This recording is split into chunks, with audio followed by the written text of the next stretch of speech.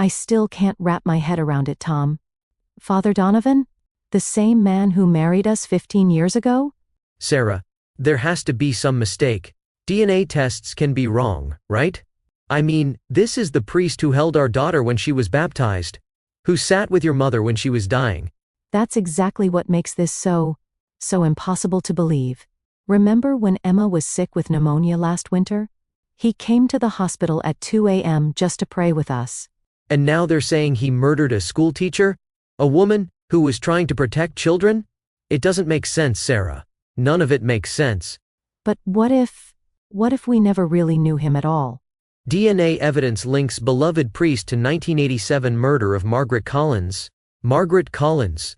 Wasn't she that teacher everyone talked about? The one who died trying to save some kid from abuse. Yeah, I remember my mom telling me about it. Said the whole neighborhood was shaken up. But Sarah, think about it. In 37 years, has Father Donovan ever given us a single reason to doubt him? Even once? No, but... Long pause. Tom, what if that's exactly what made him so dangerous? Oh God, Tom. There's more. They're saying there was a child involved.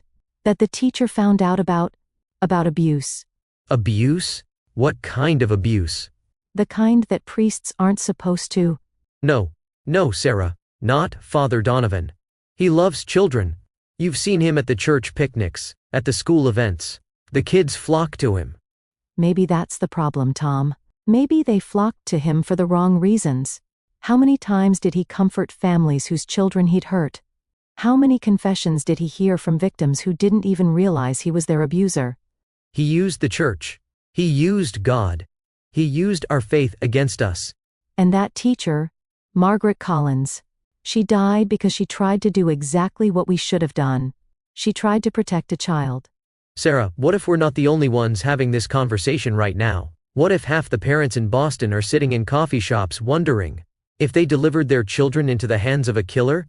What if the man we thought was our spiritual father was actually the monster our children needed protection from? Welcome to Vanished Voices, where crime unfolds in plain sight. Please subscribe to this channel. Today, we're examining one of the most shocking murder cases in American history. In the flickering fluorescent light of Boston Police Department's cold case unit, Detective Sarah Martinez stared at a lab report that would shatter everything a community believed about one of its most beloved figures. After 37 years of silence, the oldest unsolved murder case in Boston's history was about to reveal a truth so shocking that it would force an entire city to question the nature of heroism itself.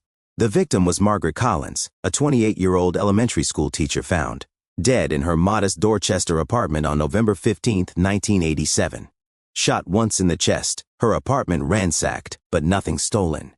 For nearly 4 decades, her killer had walked free, hidden in plain sight, trusted and revered by thousands. But DNA evidence, that great equalizer of modern justice, had finally spoken. And the name on that lab report belonged to Father Michael Donovan, for 37 years, one of Boston's most respected Catholic priests. The morning of Father Donovan's arrest dawned gray and cold, typical for a Boston November. Detective Martinez and her partner, Detective Tommy Burns, found the 78-year-old priest kneeling before the altar at St. Brendan's Catholic Church, his silver hair catching the light filtering through stained glass windows. He was praying, perhaps for forgiveness, perhaps for courage, or perhaps simply for the strength to finally tell the truth. "I've been expecting you, Detective Martinez," he said without turning around. His voice carried the weight of nearly 4 decades of carefully guarded secrets. When Father Donovan finally faced them, his eyes held something Martinez had seen in only a few suspects over her 20-year career: relief. The relief of a man who had been drowning in his own conscience and could finally stop fighting the current. "I waive my rights," he told them before they could even speak. "I've been waiting for this day for 37 years. To understand the magnitude of what Father Donovan had done, you have to understand who Margaret Collins was. Born and raised in South Boston, she was the kind of teacher who stayed late to help struggling students, who spent her own money on classroom supplies, who remembered every child's birthday. Her 3rd grade classroom at St. Catherine's Elementary was a sanctuary of learning and safety. Colorful bulletin boards covered the walls, handmade educational. Games filled the shelves, and Margaret's infectious enthusiasm made even the most reluctant learner excited about school. The children adored her. Parents requested her specifically. Other teachers looked up to her dedication. In just 3 years of teaching, she had already made an indelible mark on her school community. But it was that very dedication, her unwavering commitment to protecting children, that would ultimately cost Margaret her life. The story Father Donovan told from his holding cell painted a picture of a man at war with his own demons. In 1987, he was 41 years old, charismatic and beloved by his parishioners. He had served in Vietnam as a military chaplain, an experience that had left him with both a deeper faith and hidden scars. But those scars had twisted into something darker, an attraction to children that he struggled to understand and control. 8-year-old Kevin Murphy was one of those children. The boy came from a broken home, an abusive father, an alcoholic mother, and chaos that left him vulnerable and desperate for adult attention and affection. Father Donovan saw that vulnerability and, in his twisted reasoning, convinced himself that he was helping the boy by providing the comfort and love Kevin wasn't getting at home. But Kevin's teacher, Margaret Collins, noticed changes in her student. The normally bright, talkative boy became withdrawn and anxious. His artwork took on disturbing themes. And then came the drawing that would seal Margaret's fate: stick figures, depicting an adult man and a small boy in a clearly sexual situation. When Margaret gently questioned Kevin about it, he described it as a secret game. He played with a man who wore black clothes and had a cross around his neck. Margaret knew she had to act. On the evening of November 15, 1987, Margaret called Father Donovan and asked him to come to her apartment. She needed to discuss something urgent about one of her students, she said. Father Donovan agreed, perhaps hoping he could convince her to look the other way, or perhaps already knowing that this conversation would end in tragedy. When he arrived at Margaret's small apartment, she showed him Kevin's drawing and explained what the boy had told her. She spoke about her legal obligation to report suspected abuse, about the importance of protecting children, about doing the right thing no matter how difficult it might be. Father Donovan's response revealed the depths of his desperation. He pleaded with her not to report it, claiming Kevin was a troubled child who made up stories. When Margaret insisted on calling the authorities, he grabbed her arm. When she pulled away and moved toward the phone, he panicked. "I never meant to hurt Kevin," he would later confess. "I told myself I was comforting him, giving him the love he needed. But Margaret, she made me face what I really was. And I couldn't let that truth come out." The gun he pulled from his coat was one he had carried in Vietnam and never gotten rid of. In the struggle that followed, Margaret fought bravely, scratching at her attacker and trying to reach the door. But she was no match for a desperate man with a weapon. The single gunshot that ended her life echoed through the apartment building, but by the time neighbors investigated, Father Donovan was already staging the scene to look like a robbery gone wrong. For 37 years, Father Donovan carried the weight of his crimes, while maintaining his public persona as a beloved community leader. He organized food drives for the hungry, provided comfort to the grieving, officiated at countless weddings and baptisms. He became the priest that people called in their darkest moments, the spiritual guide who helped them find their way back to faith. Most cruelly of all, he comforted Margaret's family in their grief. Catherine Collins Walsh, Margaret's younger sister, found solace in Father Donovan's words during the dark months following her sister's murder. She attended his masses, sought his counsel, and trusted him with her pain, never knowing that he was the very man who had caused it. The worst part, Catherine would later say, was realizing that his comfort wasn't fake. He genuinely wanted to help me heal from the pain he had caused. How do you reconcile that level of contradiction in one person? Meanwhile, Kevin Murphy's family quietly moved away from Boston just 2 weeks after Margaret's murder, seeking a fresh start in a new city. Father Donovan told himself this was for the best. The boy would be safe now, away from his influence. It was just one more lie he told himself to make the guilt bearable. The breakthrough in the case came, as so many cold case breakthroughs do, through advances in forensic science. DNA evidence collected from under Margaret's fingernails, evidence that had sat in storage for decades, finally found a match in the criminal database. That match belonged to Father Donovan, whose DNA had been collected during a routine health screening at the prison where he now volunteers as a chaplain. Detective Martinez ran the test 3 times, unable to believe the results.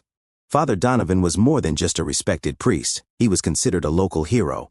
He had received numerous community service awards, had been featured in newspaper articles about his charitable work, and was regularly cited as an example of faith in action. When the arrest warrant was issued, it sent shockwaves through Boston's Catholic community. Parishioners who had confessed their sins to Father Donovan, who had trusted him with their children, who had looked to him for moral guidance, struggled to process the revelation that their spiritual leader was a murderer. The trial was swift. Father Donovan pled guilty to first-degree murder, sparing the Collins family the trauma of a lengthy court proceeding. His lawyer, Janet Klein, painted a picture of a man tormented by his actions, who had spent decades trying to atone through service to others. She argued for leniency based on his age, his cooperation with authorities, and his years of community service. But Judge Patricia Romano was unmoved by these arguments. "You have committed one of the most heinous crimes our justice system recognizes," she told Father Donovan during sentencing. "What makes your crime even more egregious is the position of trust you held in the community and the decades of deception that followed." She sentenced him to life in prison without the possibility of parole. As the gavel fell, Catherine Collins Walsh felt something she hadn't experienced in 37 years, not closure exactly, but the beginning of it. "I thought this day would bring me peace," she said later. "Instead, it just brought me a different kind of sadness. Sadness for my sister, sadness for what this man became, sadness for all the people who trusted him." Perhaps the most remarkable part of this story is what happened to Kevin Murphy, the boy whose attempted rescue cost Margaret Collins her life. Against all odds, Kevin not only survived his childhood trauma, but thrived as an adult. He became a successful architect, married a woman who understood his past, and raised 2 children of his own. More importantly, he dedicated his life to protecting other children. He volunteered with advocacy groups, helped pass legislation improving reporting requirements for suspected abuse, and spoke publicly about his experiences to help other survivors find their voices. When Kevin learned of Father Donovan's arrest, his response surprised many who expected anger or celebration. Instead, he felt a complex mix of emotions: relief that the truth was finally known, sadness for Margaret Collins and her family, and something approaching pity for the man who had destroyed so many lives, including his own.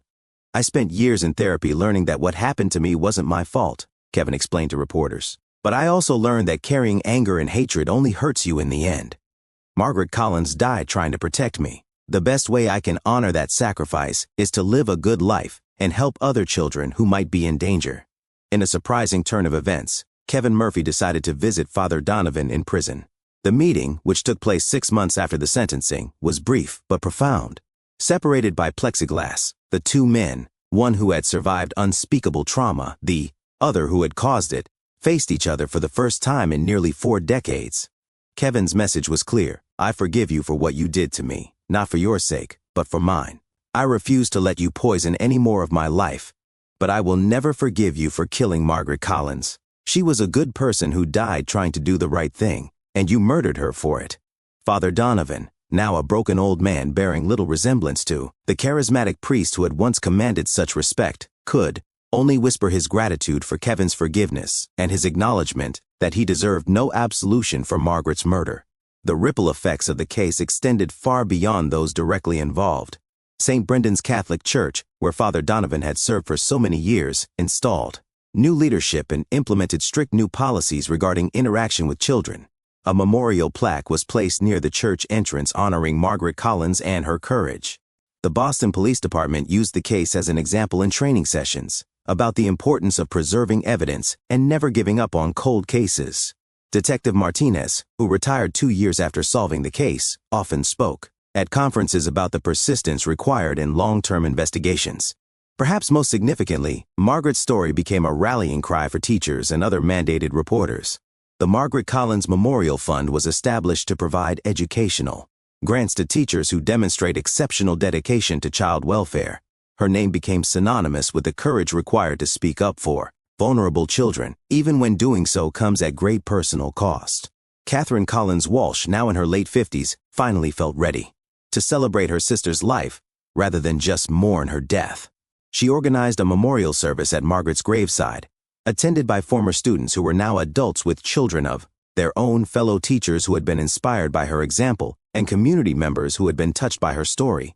The service was not about Father Donovan or his crimes, but about Margaret, her infectious laugh, her creative teaching methods, her unwavering belief that every child deserved to feel safe and loved. It was about remembering the teacher who had stayed after school to help struggling students, who had spent her own money on classroom supplies, who had made learning an adventure for hundreds of children. Maggie believed that teaching was about more than academics, Catherine said at the service. She believed it was about nurturing young souls and protecting them from harm. She died living by those principles, and that's how I want her to be remembered. As winter settled over Boston, Father Donovan sat in his small prison cell, reading his worn Bible and writing letters he would never send. His health was failing. The stress of his double life, combined with his advanced age, had taken its toll. Prison doctors estimated he had perhaps 2 years left to live. He spent his days in reflection, trying to understand how a man who had genuinely wanted to serve God had become capable of such evil. He read theology, philosophy, and psychology books, searching for explanations that might help him make sense of his fractured identity.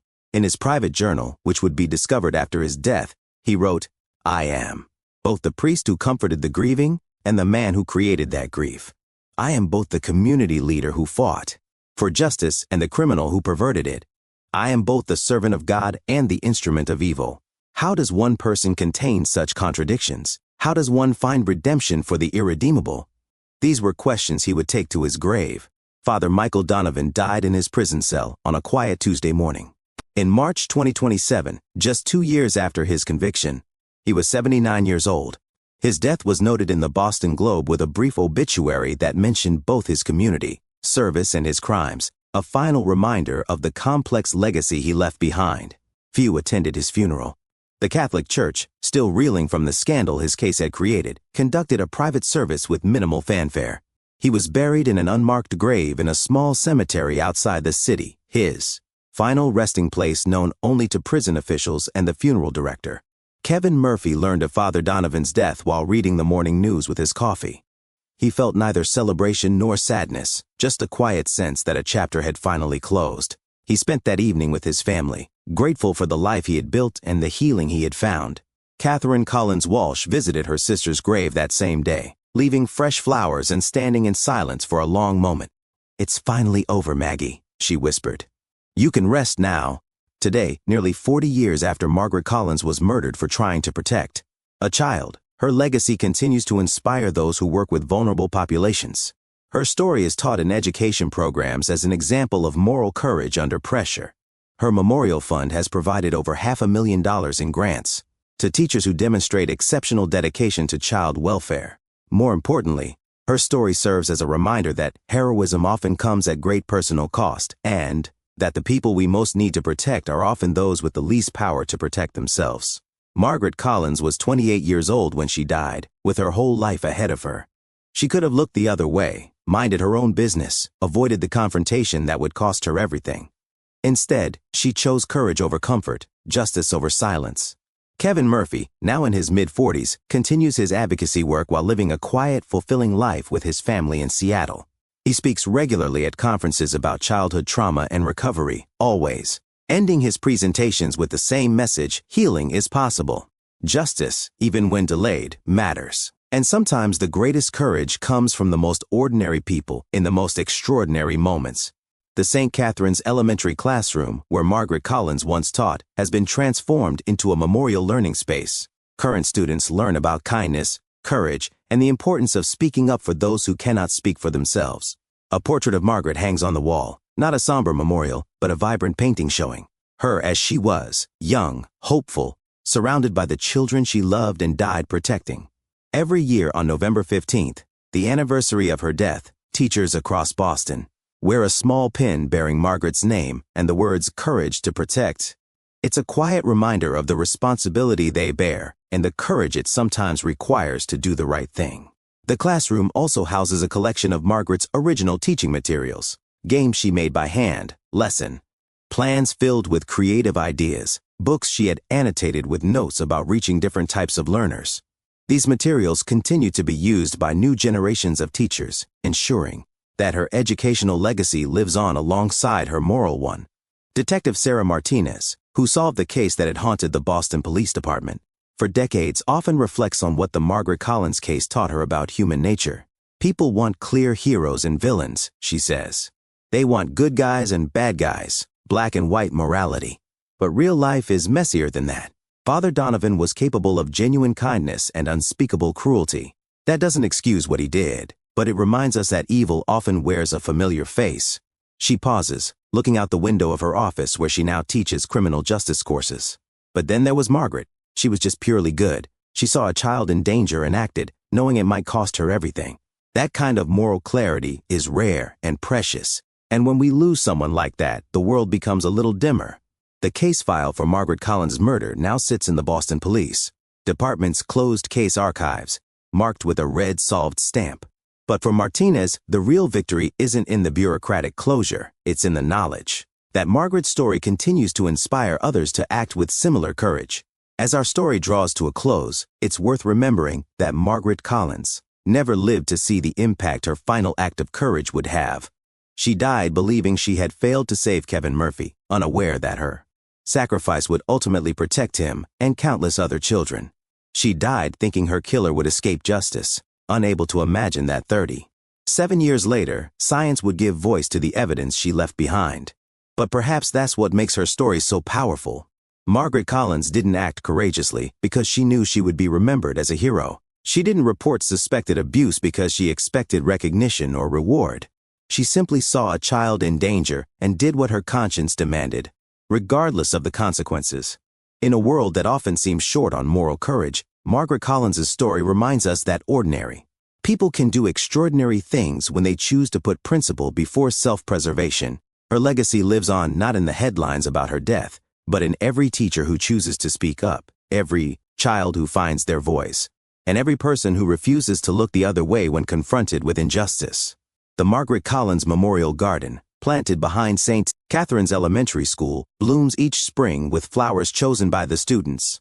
Tulips and daffodils, symbols of renewal and hope, create a riot of color against the brick walls of the school. A simple bench bears a plaque with Margaret's favorite quote, something she often told her students. Courage isn't the absence of fear, it's doing what's right even when you're afraid.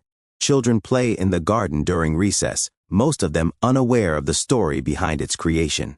But their teachers know. They know that they work in the shadow of a woman who gave everything to protect children like theirs.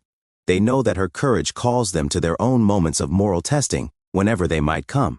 The garden is tended by volunteers from the community, former students, fellow teachers, parents and neighbors who want to ensure that Margaret's memory stays alive. Each spring, as new flowers push through the soil, they're reminded that from tragedy can come beauty. From loss can come purpose, and from one person's courage can come inspiration for countless others. Boston's oldest unsolved murder case is finally closed, but Margaret Collins' story, a story of courage, sacrifice, and the enduring power of doing what's right, will continue to inspire for generations to come. In the end, that may be the most fitting memorial of all, not just remembering how she died, but living up to how she lived. If this case unsettled you, if it raised more questions than it answered, tell us what you think in the comments. For more deep dives into stories that echoes long after the verdict, hit the subscribe and like the video. Thank you for watching. If this case intrigued you, hit the subscribe button for more true crime fictional stories.